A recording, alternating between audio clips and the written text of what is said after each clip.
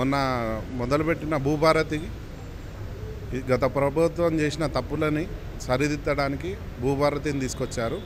ఇంతకు ముందుకు ఉన్న ధరణి ప్లేస్లో భూభారతి తెచ్చినందుకు చాలా సంతోషిస్తున్నాం. ఎందుకంటే ధరణిలో చాలా వరకు అవకతవకలు జరిగినాయి.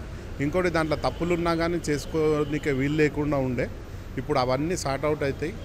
పేర్లు మిస్టేక్ ఉన్నా కానీ దాంట్లో హద్దులు ఇంకోటి దాంట్లో 2 ఎకరాలు ఉంటే ఎకరం చూపించడము, ఇవన్నీ చాలా తప్పులు జరిగినాయి. పట్టా ల్యాండ్ని అసెంట్ ల్యాండ్గా చూపించినాయి. ఇవన్నీ తప్పులని సరిదిద్దడానికే భూభారతి తీసుకొచ్చినందుకు చాలా సంతోషిస్తున్నాము. ప్రజలు కూడా చాలా సంతోషంగా హర్షం వ్యక్తం చేస్తున్నారు.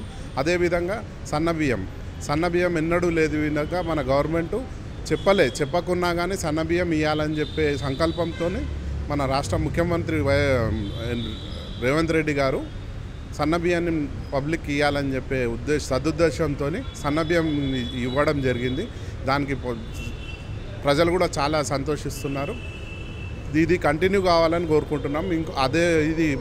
ఇంత మంచి పథకాన్ని బీజేపీ వాళ్ళు తప్పుపడుతున్నారు. మా గవర్నమెంట్ ఇస్తుంది, మా మోడీ ఇస్తున్నాడు అని చెప్తున్నారు. మీ మోడీ ఇస్తే మీ రాష్ట్రాలలో ఇచ్చి చూపియండి, దాని తర్వాత మాట్లాడండి.